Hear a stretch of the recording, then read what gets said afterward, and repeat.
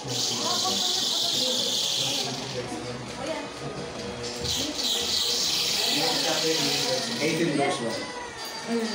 po tayo magsitayo at sabay-sabay po natin buklatin ang ating Biblia sa Lucas chapter 18 verse 1. 18 na. 18 verse 1. Yan. Sabi po dito, isinalaysay ni Jesus ang isang talinghaga upang ituro sa kanila na dapat silang laging manalangin at huwag mawalan ng pag-asa. Amen. Tayo po ay manalangin. Panginoon namin Diyos, kami po ay nagpapasalamat sa iyo sa umagang ito, Panginoon. Ikaw nawa, Panginoon, na magbigay sa amin, Panginoon, ng kaalaman, ng karunungan, Panginoon, nawa matutunan namin, Panginoon, ang iyong sasabihin sa araw nito, Panginoon. Buksan niyo nga po, Panginoon, ang aming puso, ang aming isipan, Panginoon, Lord God. Nang sa ganun, Panginoon, kami ay matuto, Panginoon, sa iyo, O Diyos. Sa mga oras nito, Ama, nawa ang aming kaisipan, Panginoon, ay nakataon lamang sa iyo, ay hindi sa mga bagay na panlupa, Panginoon. Lord, ito pong aming dalangin sa pangalan ni Jesus. Amen. Amen. Ay, Panginoon. Ang ganda ng boses ko, ano? Dahil medyo namamalag. Hindi sana ako magsasalita, kaya lang dalawang beses lang naudlog. Kumbaga Papas ulit. Kaya hindi na ako magpapas. Ngayon, pag-usapan po natin ay ano oras na? Alas 11. 5 to 11. Tatlo lang yun. Ang katanungan, why, when, and how. So yun po, tatlong na ating pag-usapan ngayon. Bakit tayo dapat manalangin? Ang pinag-uusapan natin ay dito sa Lucas 18 verse 1 to 8 na kung saan ay isang talinghaga. Ibig sabihin ng talinghaga, kwento na panlupa, pero ang kahulugan ay panlangit.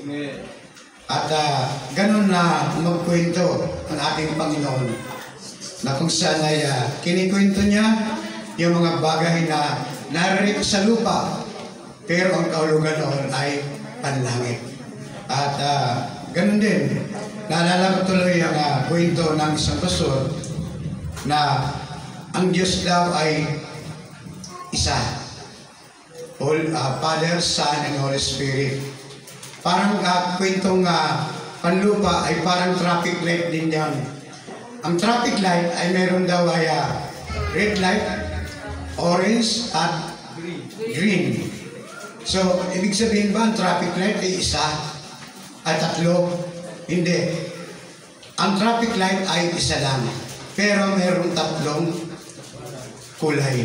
Ganun ang Holy Spirit, ang Diyos.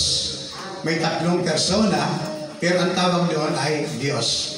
So, ganun magkwento, maging si Jesus Christ man ay nagkwento ng talinghaga patungkol sa pananalangin. Yun po ang ating pag-uusapan ngayon. So, number 1, why should we pray? Bakit daw dapat tayo ay manalangin? At sabi rito sa ating pag-uusapan ay there are many answers to the questions. Marami daw katugunan sa tanong na why should we pray? Una-una, dapat daw tayo ay manalangin sa ating sarili. Ipanalangin natin ang ating sarili. At merong pangako ng Diyos doon sa 2 Peter chapter 1 verse 4. Nang sabi doon, 2 Peter chapter 1 verse 4. Sa paraang ito ay binigyan niya tayo ng mga takila at napakahalagang pangako upang makaiwas tayo sa nakakasirang pagnanasa sa sanglibutan ito at upang makabahagi tayo sa kanyang likas bilang Diyos. Yun ang pangako ng Diyos dito sa uli, makabahagi tayo tayo sa kanyang likas bilang Diyos. So, dapat natin ipanalangin daw po yung ating sarili muna. So kapag ka ipanalangin na, pangalawa, kinakailangan daw natin ipanalangin yung iba. Pinanalangin po natin yung sarili natin at sa susunod ay yung iba naman. At doon po yun ay matatagpuan po natin sa 1 Samuel na kung saan ay yung mga Israelites noon ay nangingi ng hari, hindi ba? So, alam naman ng mga Israelites na kapag yung hinihingi nilang hari ay magkakasala sila roon. Sabi sa 1 Samuel 12 verse 23, ano sabi doon? 12:23. 1 Samuel chapter 12 verse 23. Ipapanalangin ko kayo at tuturuan ang dapat ninyong gawin. Yun po ang sabi ni Samuel doon sa mga Israelites dati na nangingi ng hari. So, ang sabi doon, ipapanalangin ko kayo. So, why should we pray? Kinakailangan po natin ipanalangin din yung iba. Hindi yun ating sarili lamang. So, unang-una, kinakailangan ay ipanalangin natin yung ating sarili para magkaroon tayo ng kabahagi sa Diyos. At pangalawa, ay ipanalangin natin yung iba. Ganun yun. So, pangatlo, why should we pray? Kinakailangan daw po natin ipanalangin. Tayo po ay manalangin sa ating Panginoon. Naalala ko tuloy yung sinabi ni Pastor Frank, kinalaban natin ang ating pinananalanginan. So, kinakailangan kilalanin natin ang ating pinanalanginan.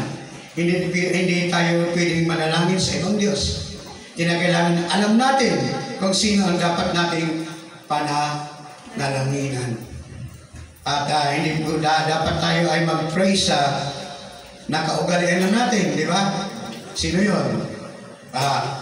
Aba, Ginoo. Sino ang kasunod nun? Ginoo si Mary. Diba? So, kinakailangan daw po natin ay manalangin sa Diyos na kung saan ang ating Panginoon. John 14:13, ano sabi doon? John chapter 14 verse 13. At anumang hilingin ninyo sa aking pangalan, ay gagawin ko upang maparangalan ng Ama sa pamamagitan ng anak. Sabi doon, ano mang hilingin ninyo sa aking pangalan kay Jesus Christ. Yun lamang ang pangalan ng ibinigay na sa silong ng langit na sukat ikaligtas ng tao.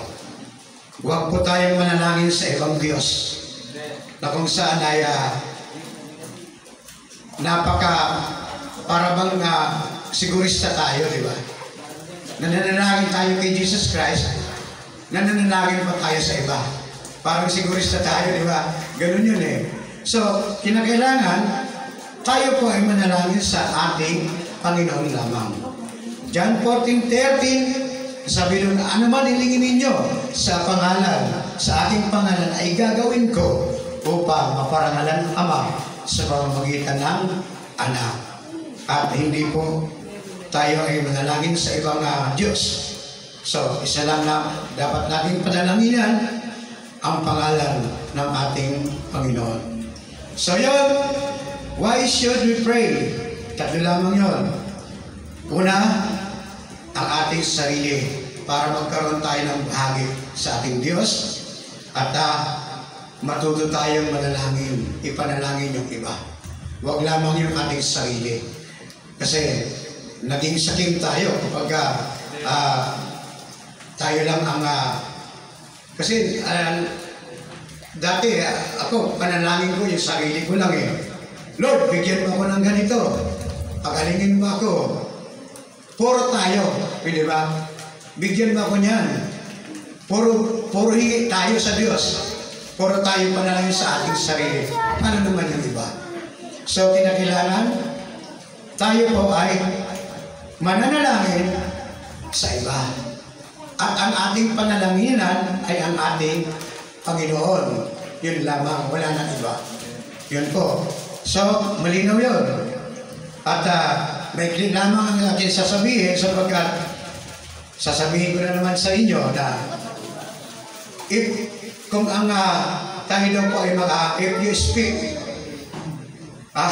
natatawa si Brother Joshua. Kumbaga, pagka tayo daw po ay magsalita ng kaunti, hard, shake. Pero pagka magsalita tayo ng sobra, ang upuan ay nagsishake. Tama po ba yun? Pagka minsan nga, yung pag may relo tayo, gano'n tayo ng gano'n eh. Di ba? Pagka minsan naman, yung upuan natin, yung tayo nakagano'n eh. Kasi pagka natapos na, sabay sibat. Di ba? Gano'n yan eh. So, kaya, para yung heart shake na, yung puso natin ma-shake, mabilis lang to. So, why should we pray? Ang ating sarili dapat ipag-pray natin at matuto tayo mag-pray sa iba at ang ating dapat panalanginan ay ang ating Panginoon. Ngayon, pangalawang katanungan, when should we pray? Kailan tayo dapat manalangin? At ang answer po dyan ay is always, di ba? At alam natin yung verse na yun. 1 Thessalonians 5:17, di ba? At yung Ephesians 6:18. Ephesians 6:18, ano sabi doon? Ephesians chapter 6, Verse 18. Ang lahat ng ito ay gawin ninyo na may panalangin at pagsamo. Manalangin kayo sa lahat ng pagkakataon. Sa patnubay ng Espiritu, lagi kayong maging handa at patuloy na ipanalangin ang lahat ng hinirang ng Diyos. Amen. Sa lahat ng pagkakataon. When should we pray? Kailan daw po tayo dapat manalangin? Ang sabi doon, lahat ng pagkakataon. Amen. Amen. Meron ng isang kwento na sabi niya, ako hindi ko kayang manalangin ng isang oras. Kayo ba kayang manalangin ng isang oras? Ang kaya ko lang manalangin, sabi niya, isang segundo lang. Bawat segundo, kaya kong manalangin. So, bawat segundo pala ay pili tayong manalangin. So, tuloy-tuloy yun. Hindi isang oras. Hindi lang isang oras yun. Di ba? Habang panahon. Sa lahat ng pagkakataon, dapat tayong manalangin. Pero, makibukas tayo sa Psalms 55 verse 17.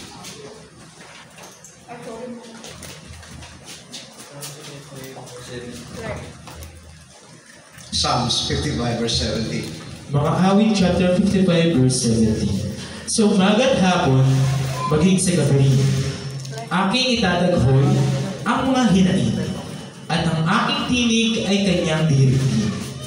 Panalangin ni Asaph yun.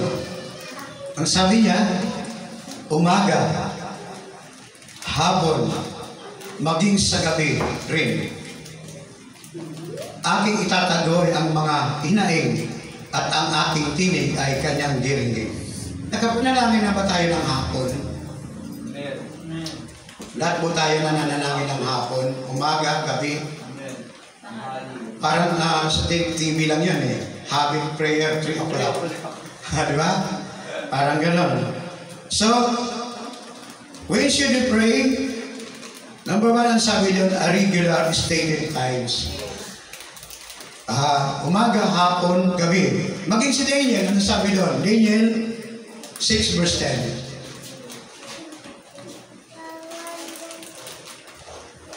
Daniel chapter 6 verse 10. Nang malaman ni Daniel na nilagdaan na ng hari ang gayong kautusan. Pabuwi siya, lumuhod siya at nanalangin at nagpasalamat sa kanyang Diyos sa isang silid sa itaas ng kanyang tirahan sa may bukas na bintanang nakaharap sa Jerusalem.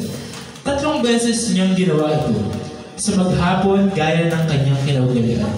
So si Daniel ay nananalangin ng 3 beses maghapon. Kasi dadalhin siya doon sa merong batas kasi si Dario ba yun? Patama. Si Dario na kinakailangan sa kanya lang manalangin.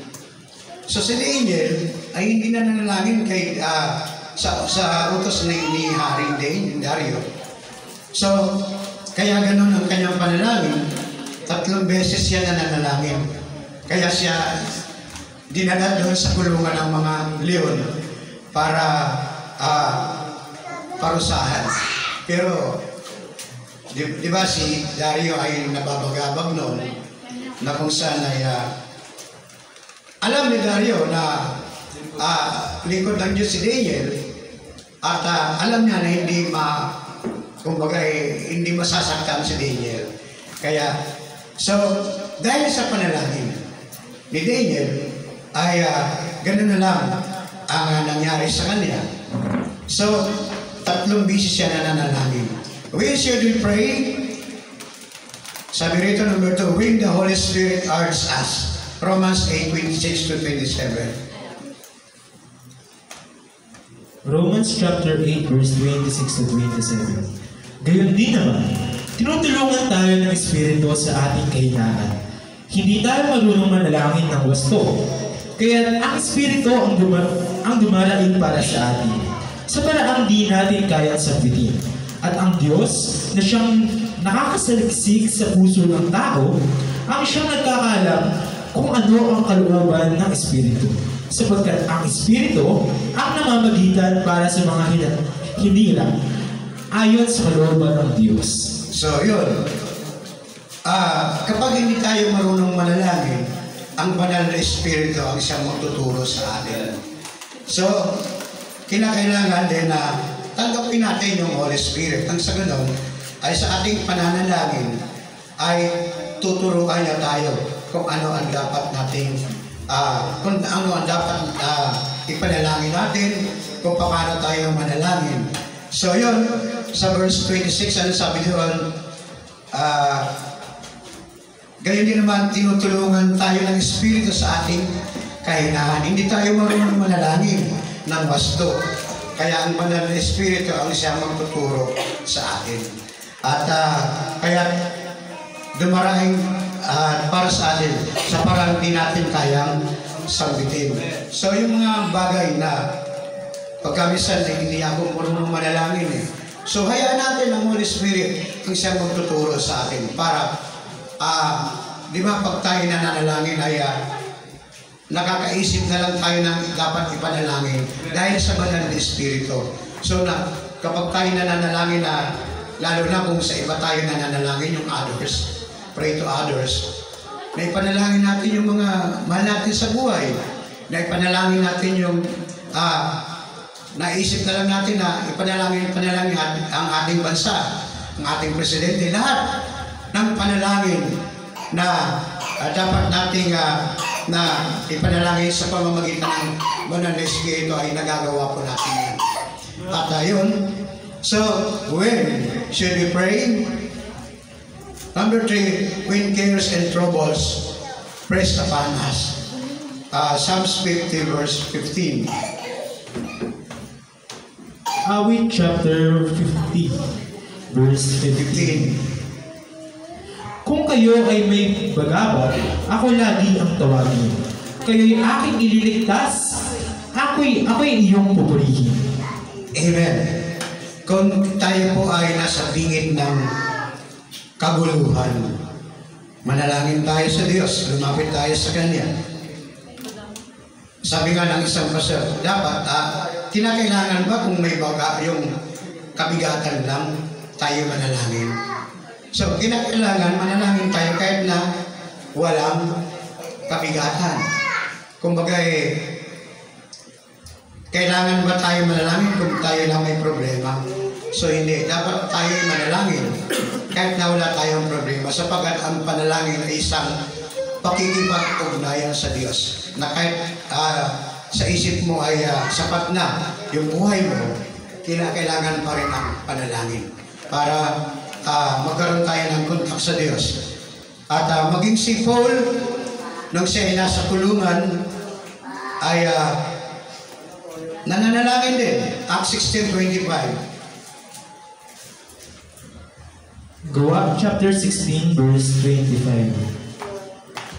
Nang maghahating gabi, sina Pablo at Silas ay nanalangin at umawit ng mga himno at nakinig naman ng ibang mga bilanggo. Amen. Dahil sa trouble na nasa balingbuhan, si Paul ay nananalangin din. So kumbaga when cares and troubles press upon us, tayo dapat manalangin. When should we pray? At all times of special needs. James 5:13-15. Santiago chapter 5 verse 13 to 15. Nahihirapan ba ang sinuman sa inyo? Manalangin siya. Nagagalak ba ang sinuman? Umawit siya ng papuri sa Diyos. Kung kayo ay may sakit, ipatawag ninyo ang mga pinuno ng iglesia upang ipanalangin kayo at paghiran ng langis sa pangalan ng Panginoon. Pagagalingin ng Diyos ang may sakit dahil sa panalangin may pananampalataya. Palalaksin siyang muli ng Panginoon at patatawarin ang kanyang mga kasalanan. Amen. At all times of special needs. Kagaya ng may sakit, kinakailangan din ipanalangin siya ng taong mayroong pananampalataya. Kasi kung wala kang pananampalataya, pinag-pray mo yung may sakit, wala, hindi gagaling. Kasi wala ka rin pananampalataya. So yun, when should we pray? We should pray with others ulit. Kinakailangan, talagang kinakailangan na tayo ay manalangin sa iba. Napakaganda po ay panalangin ng sa iba. Napakasarap, di ba? Pagka yung tao na pinanalangin mo ay mayroong tugunan at yung bang nakikita mo sa kanyang buhay ay maganda, hindi ka naiinggit, di ba? Kailangan ipanalangin mo sila. So ganun, kapag tayo ay nananalangin, huwag po nating hayaan na ipanalangin yung iba. Huwag nating sumpahin. Di ba yung ibang panalangin ay tinatawag na yung sana magkasakit siya. Parang ano na. Hindi ganun ang panalangin. Ipanalangin po natin yung iba na mayroong pagpapala. Hindi yung sumpa. So, ganun. So, pangatlo, how? Paano tayo manalangin? Paano daw tayo manalangin? Yung ating binasa sa Luke 18, doon sa babaeng balo, ay nanalangin siya ng tinatawag na persistent. Ano ba yung persistent? Yung panalangin niya, kahilingan niya ay bagamat hindi siya tinutugon ng judge, tuloy pa rin siya. Tayo din, ganun.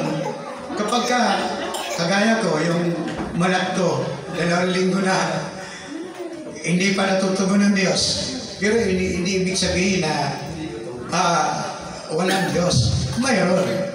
Kaya nga lang, siguro, kaya ganito ito, kaya ang ating kasing topic ngayon ay pananalangin. Kaya, how should we pray? Pray persistently without fainting. Ibig sabihin, walang tigil na pananalangin. Buksan po natin yun, Luke 18:38-39. Ano sabi doon? Luke chapter 18 verse 38-39. At siya'y sumigaw, Jesus, anak ni David, mahabag po kayo sa akin. Pinapatigil siya ng mga taong nasa unahan, ngunit lalo pa niyang nilakasan ang pagsigaw. Anak ni David, mahabag po kayo sa akin. Tumigil si Jesus at pinatawag ang bulag. Paglapit ng bulag, itinanong siya Jesus, ano ang gusto mong gawin ko para sa iyo? Panginoon, gusto ko po sanang makakitang muli, sagot niya. At sinabi ni Jesus, mangyayari ang nais mo. Pinagaling ka ng iyong pananampalataya. 39 lang. Amen. So, yung ating nabasa doon sa 38 to 39 ay isa po itong beggar, yung bulag, oo, na kung saan pinapatigil siya. Pero, hindi siya nagtigil, lalo nilakasan niya. So, ganun tayo dapat. Kapag nararamdaman natin na pinatitigil tayo ng kaaway, lalo nating lakasan, lalo nating ipagpatuloy yung ating pananalangin. So, kinakailangan daw po, how we pray persistently. How we pray? How should we pray? We pray persistently. Yung ibig sabihin ay tuloy-tuloy lang, walang tigil, nakagaya ng balo na nakamit niya rin yung katarungan. Di ba? So, how should we pray? We pray like the publican and not like the Pharisee. Verse 10 to 13 ng Luke 18, ano sabi doon? Luke chapter 18 verse 10 to 13. May dalawang lalaking pumasok sa templo upang manalangin. Ang isa ay Pariseo at ang isa ay maniningil ng buwis. Tumayo ang Pariseo at nanalangin ng ganito tungkol sa kanyang sarili. O Diyos, nagpapasalamat ako sa iyo sapagkat hindi ako katulad ng iba ng mga magnanakaw, mandaraya, mga mulutya, o kaya'y katulad ng maniningil ng buwis na ito. 2 beses akong nag-aayuno sa loob ng sanlinggo at nagbibigay rin ako ng 10% bahagi mula sa lahat ng aking kinikita. Samantala, ang maniningil ng buwis na may nakatayo sa malayo at di man lamang makatingin sa langit. Dinadabukan niya ang kanyang dibdib at sinasabi, O Diyos, mabag po kayo sa akin na isang makasalanan. Amen. So, dapat daw tayo, kung paano daw po tayo manalangin, ay gayahin po natin yung publikano, na kung saan ay naroon yung humbleness. Hindi kagaya ng Pariseo, na kung saan ay nagbibigay naman ako. Nagbibigay ako ng ikapo at hindi kagaya ng publikano na maniningil ng buwis. So kumbaga, tayo daw po ay manalangin na mayroong pagpapakumbaba. Hindi yung nagbigay naman ako sa church kumbaga naroon yung pagmamalaki natin. So kinakailangan humbleness. Paano tayo manalangin? Meron tayong humbleness. At pangatlo, we have to pray with childlike simplicity and trust. Verse 16 to 17. Luke chapter 18 verse 16 to 17. Ngunit, tinawag ni Jesus ang mga alagad at sinabihang, hayaan ninyo lumapit sa akin ang mga bata. Huwag ninyo silang pagbawalan sapagkat ang mga katulad nila ang mapapabilang sa kaharian ng Diyos. Tandaan ninyo, ang sino ang hindi tumatanggap sa paghahari ng Diyos, gaya ng isang bata ay hindi paghaharian ng Diyos. Amen. Kung paano daw po tayo mananalangin, ay gayahin po natin ang isang bata. Ano ba ang katangian ng bata? Kapag ang bata ay pinangakuan mo ng ice cream yan, maniniwala sa iyo yan di ba? Pagka kung ano ang pangako mo, nasasabihin mo, anak, huwag kang maingay kasi bibigyan kita ng laruan. Maniniwala sa iyo yan Ganon ang paghahari ng Diyos. Kinakailangan daw po ay mag-pray tayo na kagaya ng isang bata. Ang isang bata kasi, kapag ka pinangakuan ay naniniwala. Hindi ba? Ganon tayo dapat. Pagka pinangakuan tayo ng ating Panginoon, dapat tayo, yung ating pananampalataya sa Kanya, ay dapat nating panghawakan yun. So yun, kinakailangan daw po ay tayo manalangin ng kagaya ng isang bata na kung saan naroon yung pananampalataya ng bata na tutugunin at ibibigay talaga yun. Pag sinabi ng magulang ng nanay na, anak, pangako yun, huwag ka lang maingay, huwag ka lang kung ano ang pangako mo sa kanya, hindi niya gagawin yun kasi mayroong pangako. Naniniwala ang bata. Ganun yun. Ako noon ganun eh. Yung nanay ko dati, pagka pumupunta ng bayan sa probinsya, Nay, pagbalik mo, magdala ka ng pansit eh. Kasi yung pansit noon, yung sa bayan, napakasarap. So ako naman, paniwalang-paniwala. Kasi, sabi niya, magdadala daw siya eh. So ganun ang dapat natin gawin. Yung paniniwalang yun ay talagang dapat nating tandaan na maibibigay sa iyo. Yun. So, yun po yung dapat nating panalangin na kagaya ng isang bata. Kasi ang bata, kapag ka naniniwala yan, talagang sobra-sobra, paniwala yun.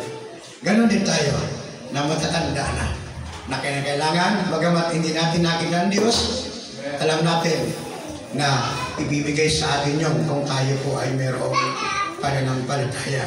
So, yun, tatlong yun, ako po ay naniniwala na sa pamamagitan ng ating panalangin ay tutugunin tayo, mahaba man ang katugunan, tutugunin pa rin, sabi ng Luke 18, verse 1 to 8, doon sa babaeng balon, na bagamat matagal na tinugon ng judge, ay tinugon pa rin ang kanyang kahilingan. So, yun, nawa, maintindihan mo natin yun at purihin ang ating Panginoon. So, panapalaan mo natin ang Panginoon.